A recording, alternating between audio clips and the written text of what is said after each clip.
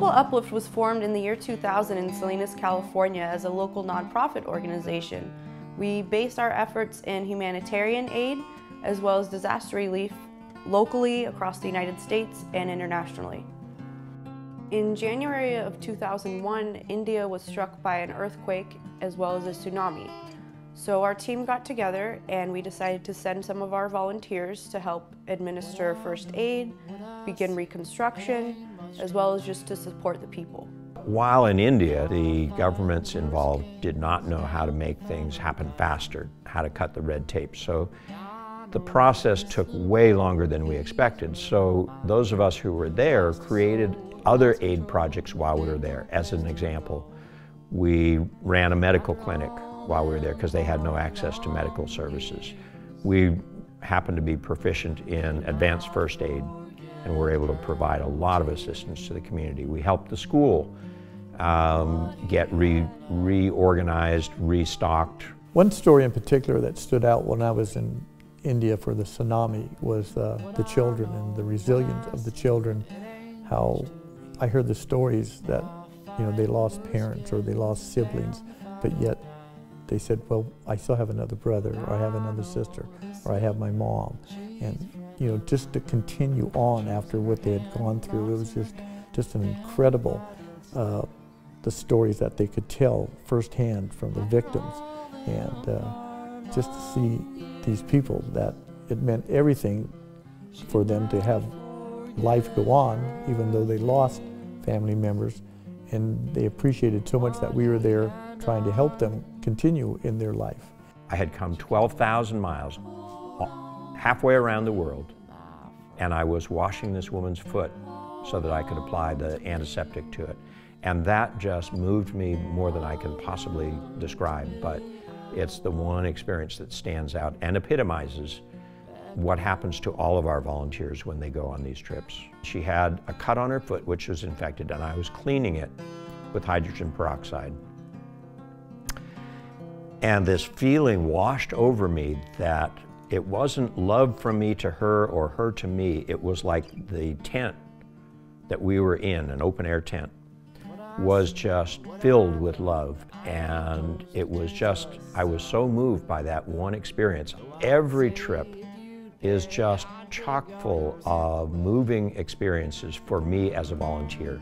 I was contacted by Peter Shaw, who knew of my work as a hospice chaplain, wanted to talk about that because the tsunami had occurred and he wanted to quickly send some people there. And so I talked about my work as a bereavement counselor, and he said, I think I'd like you to go. And I did, and I was delighted and happy and fulfilled with our results over there. In 2005, Hurricane Rita and Katrina hit the South, and our volunteers went to assess the situation and find some holes that needed to be filled. Well, another example of how Global Uplift works is that when I was sent to New Orleans, I worked with the head of the Red Cross Disaster Relief team, and she took me around to all the organizations that were already there doing work, and which gave me an opportunity to see where, if any, were there holes in service.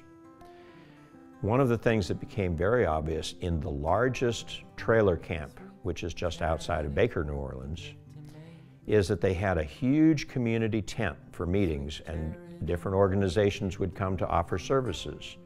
They would talk about how they could apply for benefits under FEMA or job training benefits, etc. But there was no sound system.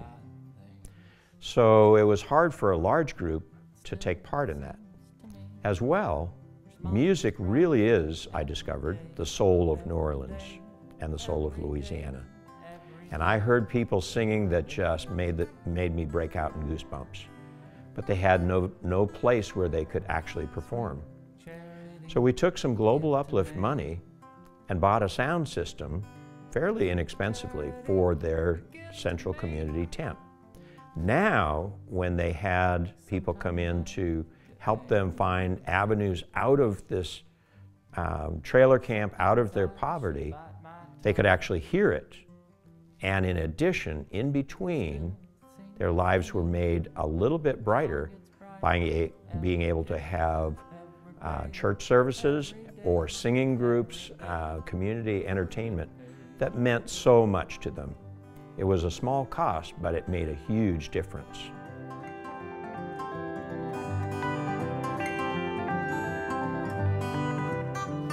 After Hurricane Katrina and Rita, again, and that was in October of 2005, I again asked to volunteer and through Global Uplift go back and help in Louisiana. And a friend of mine from Monterey and I were sent to Lafayette, Louisiana, and we set up kind of base there in a Walmart, and we had a few of the cash register stations opened up personally just for our people that were coming through.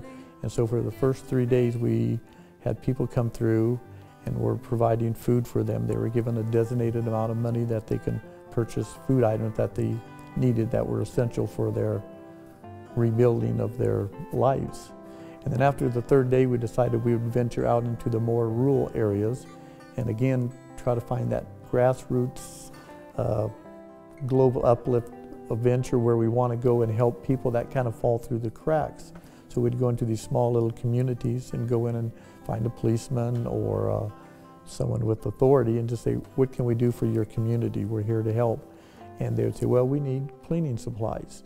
So we would rent a truck and maybe have to drive 100 miles up north and find a store that wasn't devastated and just buy out all of their cleaning supplies, then bring it back and have it handed out by, again, a sheriff department or the police department. Then we were able to move on the next day and go into another town, and they may have said, we need generators.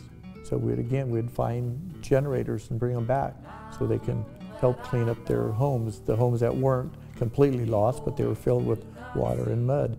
So we did that for about 4 to 5 days, and after about 8 days, we returned back to Salinas and to tell our stories. And again, just see what you can do with this small amount of money that people are donating, and it goes a long ways and help build these people's rebuilding their lives. You know, there's a lot of red tape involved, and there was no red tape with Global Uplift. We just go in, find out what needs to be done. We nose around and meet people and talk to the locals and talk to the local police chiefs or the local ministers or the local teachers, and they will tell you what needs to be done. The trailers, which were uninsulated, and surprised to me that in New Orleans it gets below freezing in the winter. I see it as a warm southern state. I was wrong. The elderly and the handicapped had a hard time coming up with the money for the propane, which was used to heat those trailers. So I got the propane dealer to sit down with me, and I told him I had $4,000 to spend on propane, but only if he was willing to negotiate a lower price on the propane. Global Uplift is not a big organization, nor do we have staff, so we couldn't be there to administer it. So we worked out with one of the other charities, which was there 24/7 to administer it. We paid the vendor of the propane, who would provide free propane to elderly and handicapped.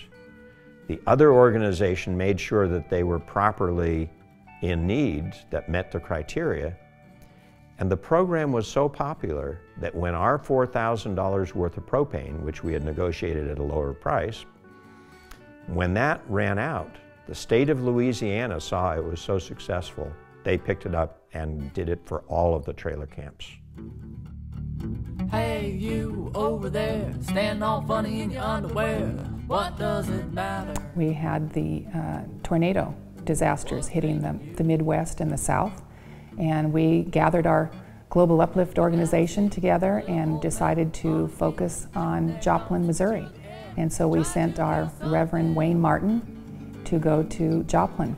And so Wayne interviewed people. He found a few organizations there that we never would have known about otherwise, some grassroots organizations that just do a wonderful job helping people. So he was able to give some money to those organizations and personally, on a one-on-one basis, get to know some of these people and really know that they were going to use this money in the best way. Well, there was a massive tornado, and about a third of the city was flattened, and it's still working on its recovery. But I met about 25 people there, and we gave money to about 23 of them as the need seemed to occur, and to occur to me. Home, a TV show with shoes warmth in a toe, and those times we had were times. Basically, I tried to assure them that God doesn't do this to people. These things happen. We live in a universe that's wild and tempestuous, just like what's inside us gets a little wild and tempestuous. So I worked to help them take, in a way, God and themselves both off the hook and understand that nature is nature. In March of 2011, Japan was hit by a massive earthquake and tsunami. So our team met up and we decided to raise funds and send money because of the radiation risks and the health risks for sending our own volunteers. Again, I was asked to, this time, assist in a more of a leadership position locally with Global Uplift in raising funds to send to Japan. The foundation decided that because of some of the risks of radiation, that we would break one of our cardinal rules, which is that we send people with money, not send money.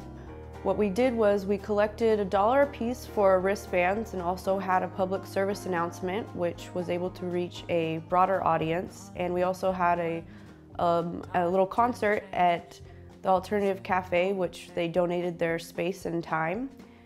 And with that, we raised it over $10,000, and we distributed it to 2 different churches, which was they were able to buy kitchen appliances, food, and bicycles, just necessities that they no longer had.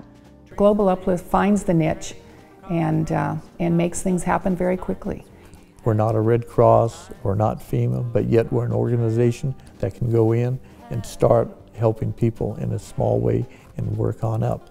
So any little bit helps, so it's got to start somewhere. With Global Uplift, I have the opportunity to take my money and go with it and make a personal difference in someone's life. And it doesn't matter whether that person is a member of my state, my community, my nation, or lives across the sea. We're all brothers and sisters, and I get to be personally connected with them and see what difference my contributions have made.